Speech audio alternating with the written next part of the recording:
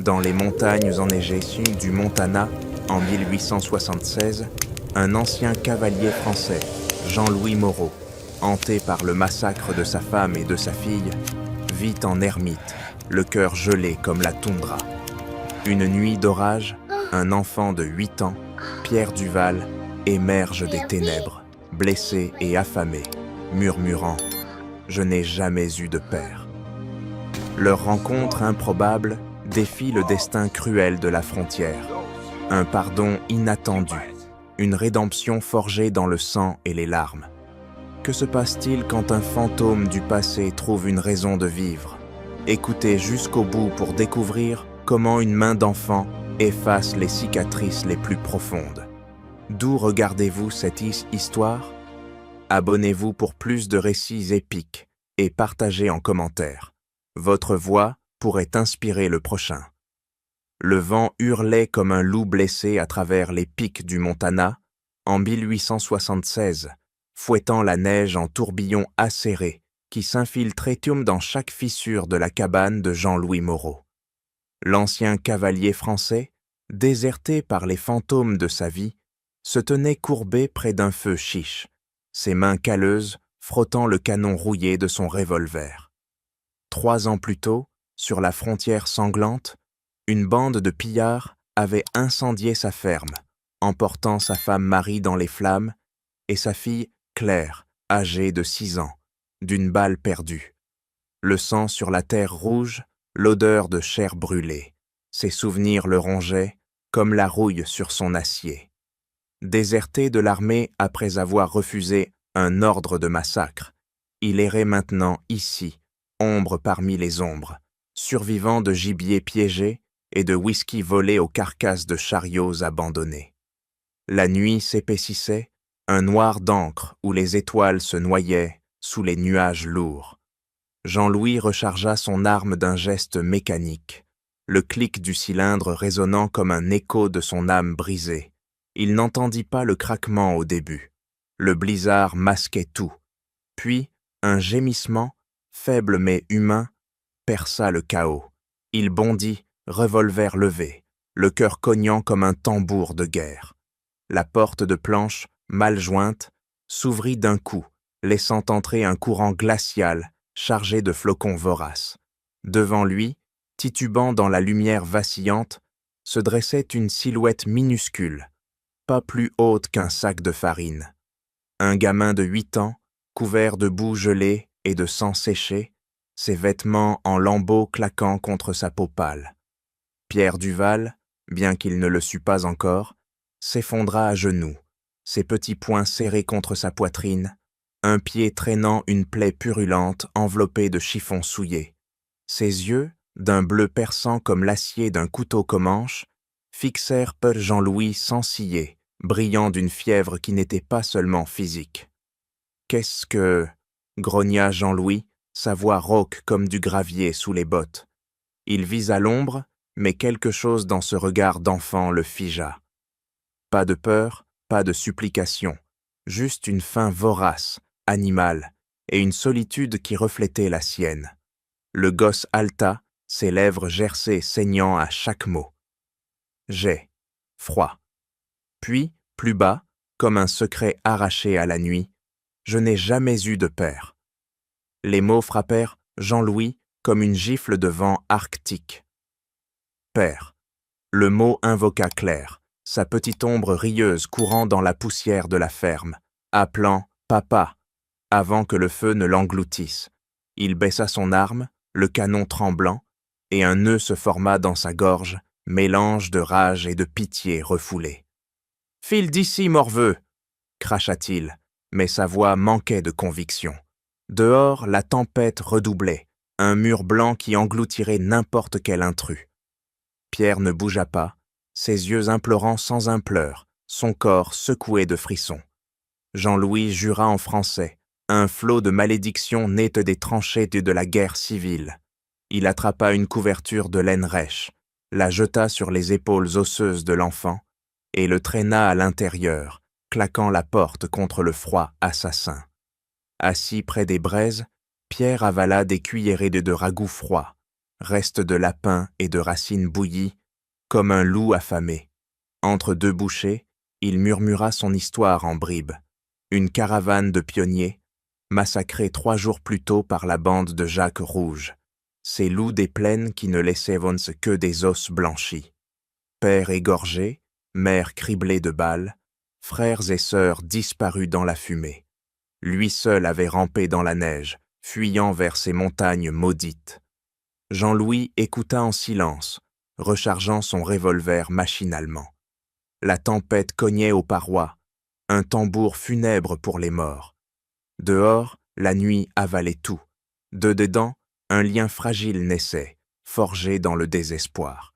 Pour la première fois depuis 3 ans, l'ermite ne se sentait plus seul.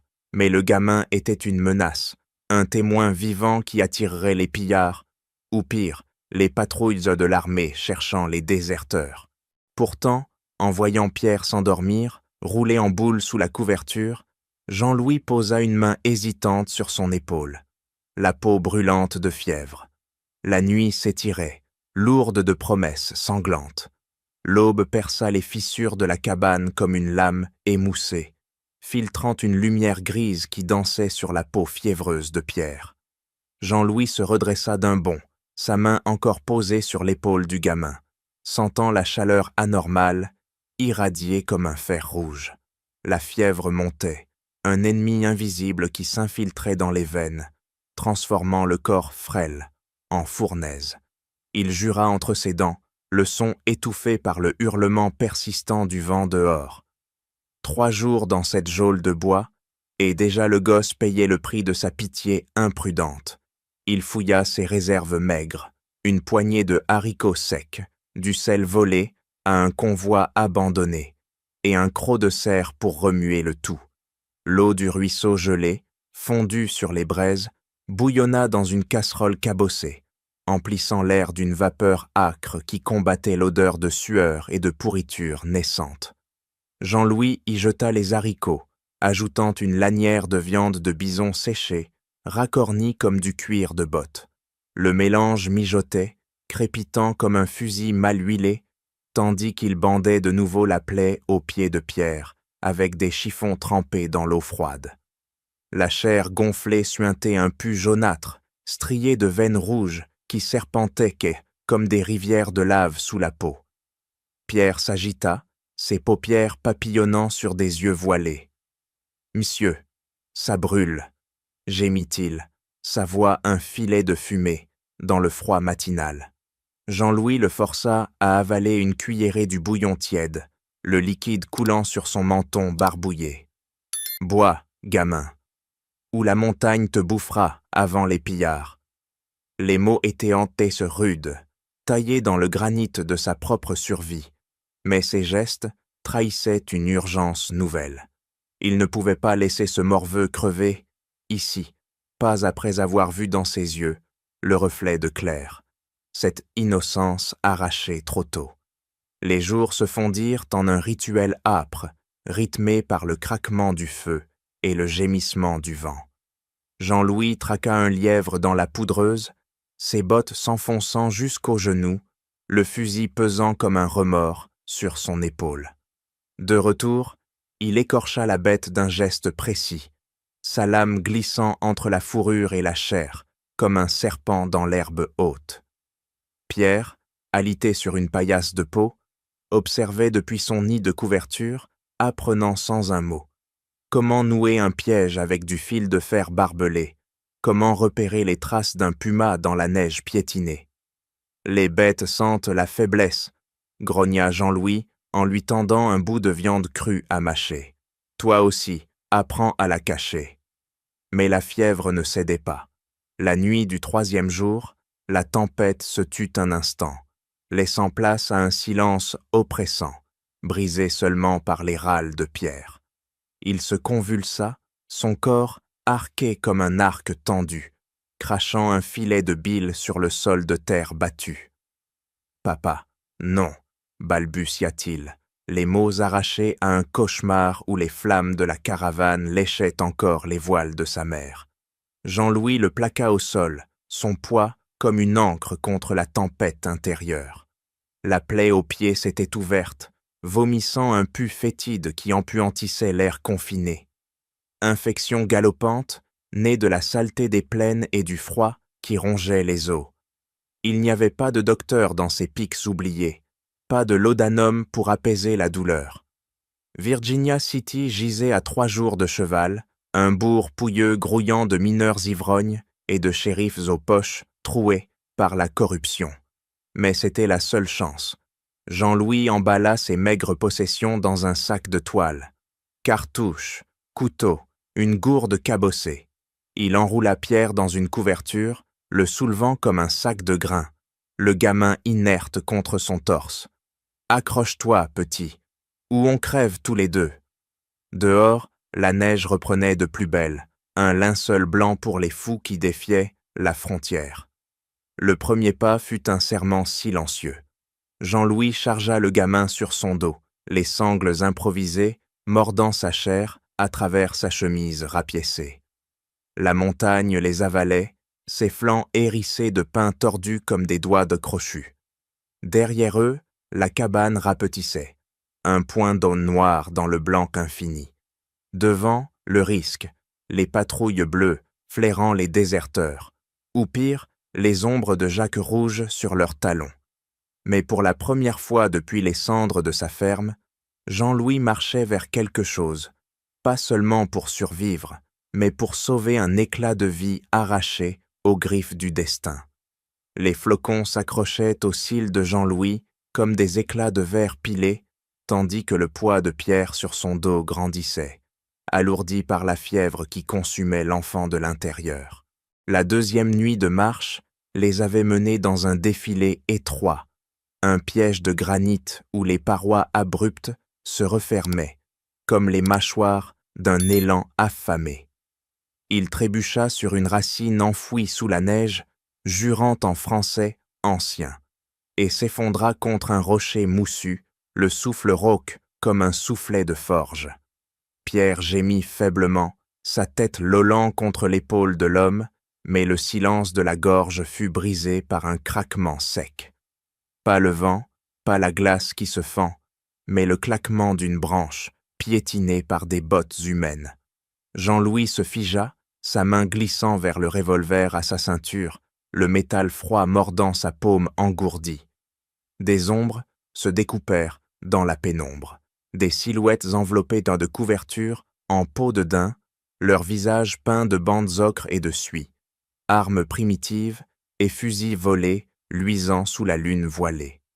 Les Comanches, ou ce qu'il en restait, un clan réduit par les razzias de l'armée, tapis dans ces failles oubliées comme des loups chassés de la plaine. Leur chef, Nakota, un vieillard aux yeux creux, comme des puits de mine, s'avança, son tomahawk gravé de motifs de foudre pendant à sa ceinture effrangée. Il reconnut l'odeur de l'uniforme fané sous la crasse de Jean-Louis, le tatouage effacé d'un aigle sur son avant-bras, marque des cavaliers qui avaient incendié des tipis 3 hivers plus tôt. « Chien blanc !» cracha Nakota en un anglais haché, sa voix comme le gravier d'une rivière asséchée. Les guerriers se déployèrent, leurs lances pointées, formant un cercle de lames affûtées autour de l'intrus et de son fardeau gémissant. Jean-Louis posa Pierre au sol avec précaution, le gamin roulé en boule contre la pierre froide, et leva les mains vides, son revolver trop loin pour un geste futile. « Pas ennemi » répondit-il, la gorge serrée par le froid et la peur. Mais Nakota s'approcha, son couteau sifflant hors de son fourreau, la pointe effleurant la jugulaire de Jean-Louis, traçant une ligne de sang fin comme un fil de soie. « Toi, tu as brûlé nos feux, pris nos fils, ton sang paie maintenant. » Pierre, arraché à son délire par les voix, rampa faiblement, ses ongles griffant la neige durcie. Il leva les yeux sur Nakota, dont le visage ridé se crispait sous un masque de fureur ancienne, mais une larme solitaire, traîtresse, inattendue, creusa un sillon dans la peinture de guerre, roulant sur la joue tannée comme une perle de rosée sur une feuille de cactus. L'enfant, ignorant la mort qui planait, tendit une main tremblante, ses doigts béaux minuscules, effleurant la peau salée du chef. « Vous, pleurez », murmura-t-il, sa voix un souffle fragile dans le vent qui reprenait.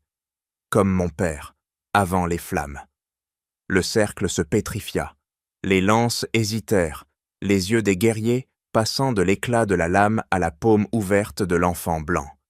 Nakota recula d'un pas, son couteau tombant à moitié, le choc gravé sur ses lettrés comme une entaille fraîche. Ce n'était pas la peur d'un gosse qui les figeait, mais cette compassion brute, ce geste qui franchissait les barrières de sang et de terre, touchant la plaie ouverte d'une tribu en deuil. Jean-Louis retint son souffle, le monde suspendu dans ce silence chargé, où une simple larme valait plus qu'un serment de paix. Autour du feu, ce soir-là, les flammes crépitant comme des os dans une forge, les Comanches les entourèrent. Sans chaîne, Nakota fixant les braises où des ombres dansaient comme des esprits ancestraux. Jean-Louis, assis dos à un tronc fendu, raconta sa désertion. Les ordres de massacrer un village endormi, les cris des femmes, le sang des enfants sur ses bottes.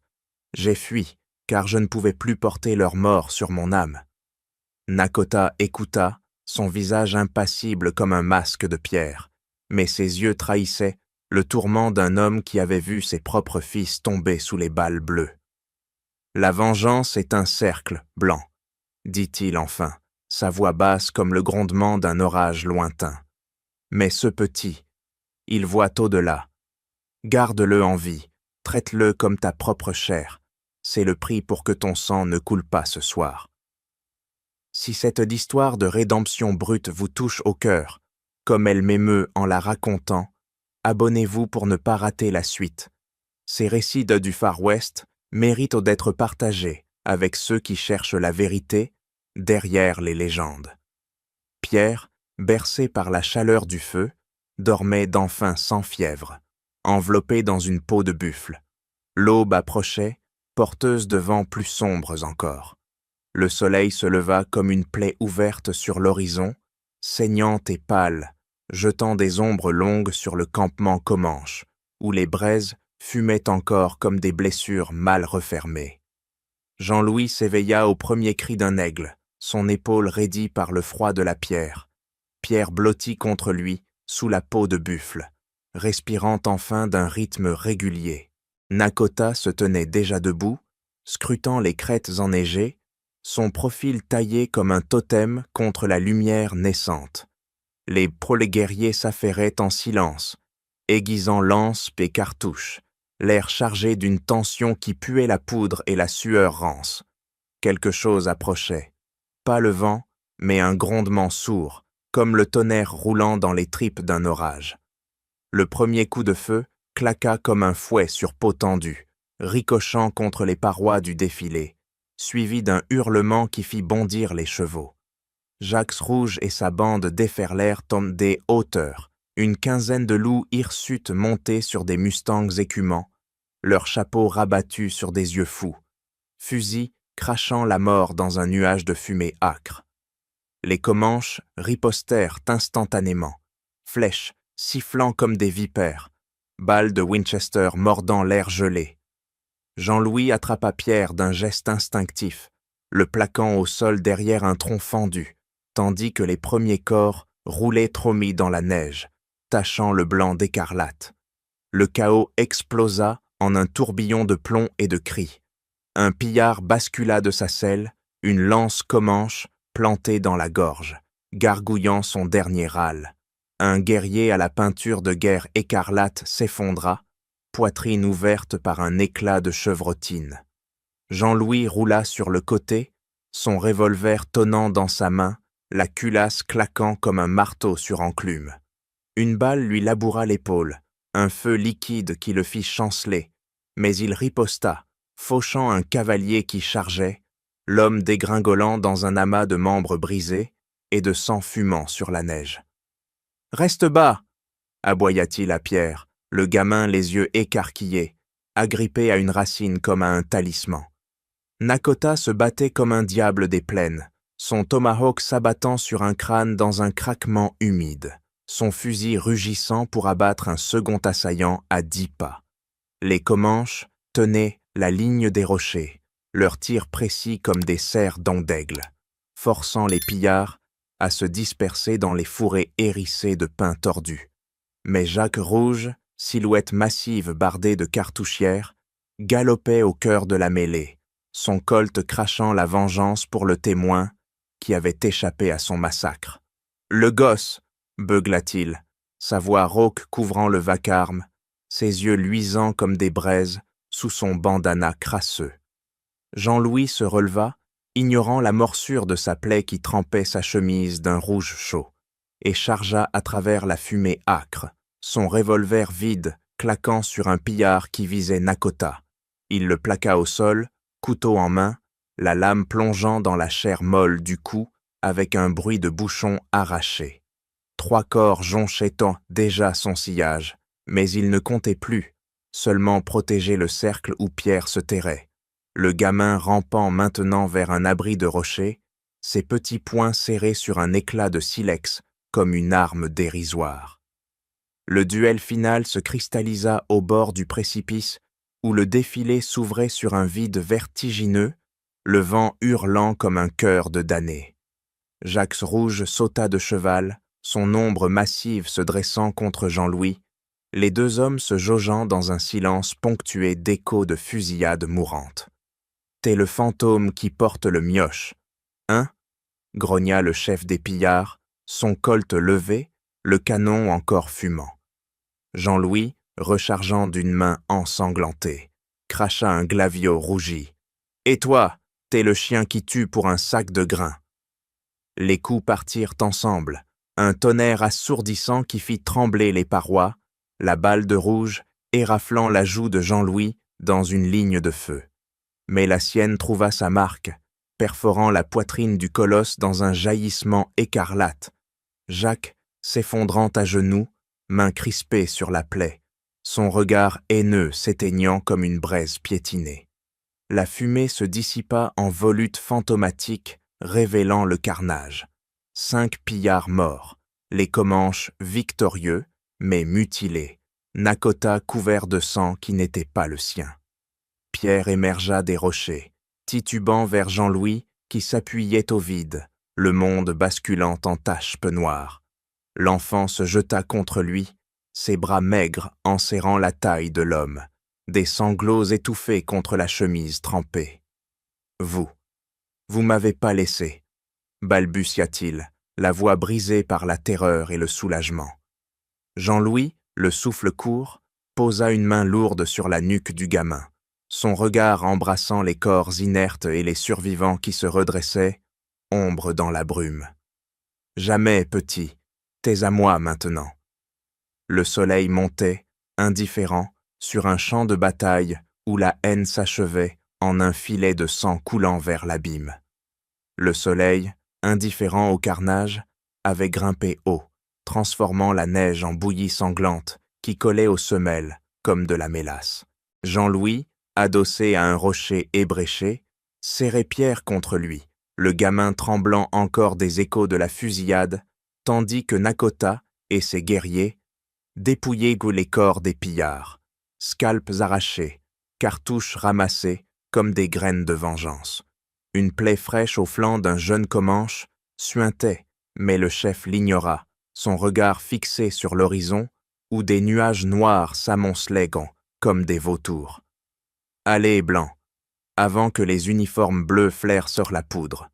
Jean-Louis hocha la tête, la douleur de son épaule, un tambour sourd, et ils chevauchèrent vers le bas des montagnes. Pierre juchait devant lui sur un Mustang boiteux, les sabots crissant sur le gravier gelé. 2 jours de piste ardue les menèrent à Virginia City, un cloaque de tentes rapiécées et de saloons crachant de la fumée de tabac et de whisky frélaté, où les mineurs aux mains noircies par l'argent se disputaient d'idées clèmes autour de braseros rouillés. L'air puait le soufre des filons et la crasse des mules surchargées.